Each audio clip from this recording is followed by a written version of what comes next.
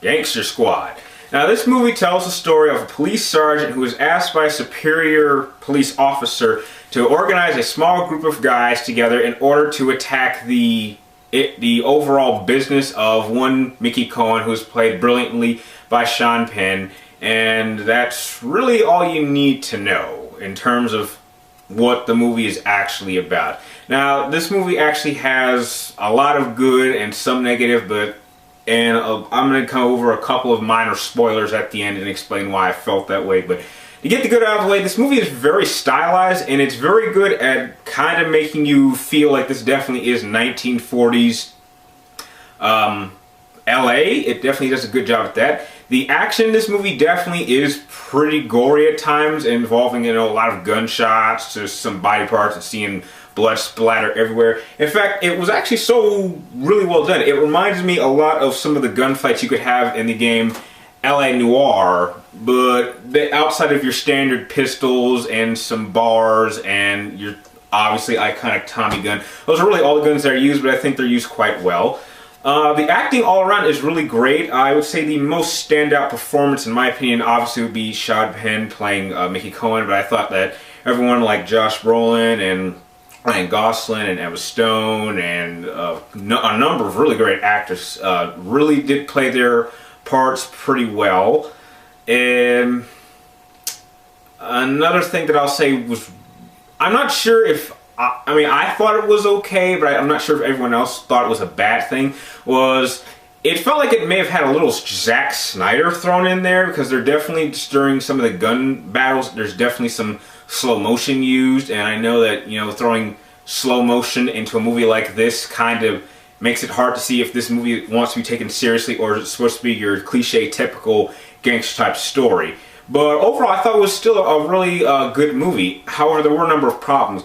One of the big problems is that there's really not much character development. All the characters are pretty cliche, as in, you have Mickey Cohen. He's the typical, obvious bad guy, but he's not, he kind of feels like he's playing, like, if there was like a how to play a gangster, then Sean Penn just followed that list perfectly and really didn't try to make the character seem like an actual gangster. He's just like, yeah, this is what everyone knows gangsters do, and that's all he really does. And you have Josh Brolin's character, who is the typical police cop who has a wife at home, and she doesn't want him to go out to die, and because, they want to raise their child together. And Ryan Gosling's character plays like some pretty boy cop who just likes to pick up girls, I guess, and why he picks up Emma Stone, who is apparently the girl or tutor of Mickey Cohen, I don't know. And the other members of the Gangster Squad, they're just sort of there, but they do stand apart from everyone else, which I will say is also a good thing.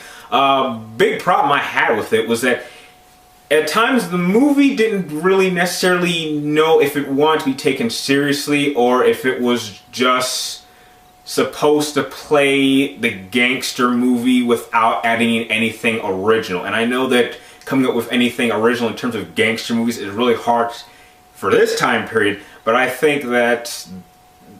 don't think they really try to add anything. And there was one particular moment in this movie where it seemed like the movie was trying to be more emotional and have some more, have more heart than just being a straight up stylish shoot 'em up movie. And there's only like one line of dialogue where it's like, this is like a little spoiler, where one guy is saying, I'm not sure if what we're doing is the right thing to do, and then Josh Brolin's character simply says, this is the only way we're going to take down the gangsters, and this is how it is, this is why we're doing it, that's just how it is. And that was a bit disappointing, because for what, I'll get into why I thought that was kind of a major complaint. But overall, it just had some balancing problems. The characters weren't really developed very well. Perhaps some of the feel of the movie just didn't quite feel right, but on the acting side, on the action side, also, that was definitely some of the higher and stronger points. Now, I'm going to go into some minor spoilers. Now, I'm aware that this movie was pushed back a number of months due to the shooting that took place in Aurora, I believe. And apparently what the scene was, which was supposed to be a very big part of this movie, was a theater shootout. And I personally believe that what they put in its place probably was not as effective.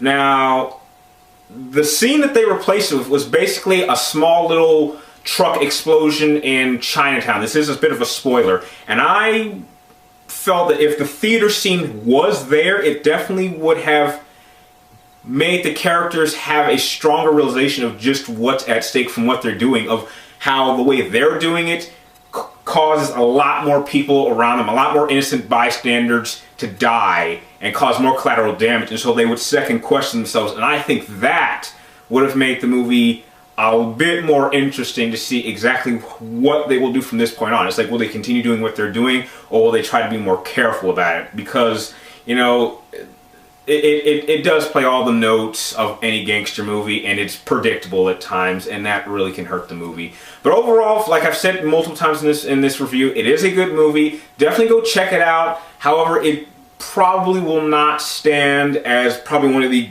greater of gangster films. Maybe better than your typical, but it plays pretty safe without taking much chances, which is why I would give Gangster Squad a B+, and it's just a good time at the movies. If you like this review, please like, comment down below, and please subscribe to keep track of me and my future movie and game reviews. And you can always friend me on Facebook or follow me on Twitter to keep track of other videos I will be putting out. And like always, thank you guys for watching, and I will see you next time.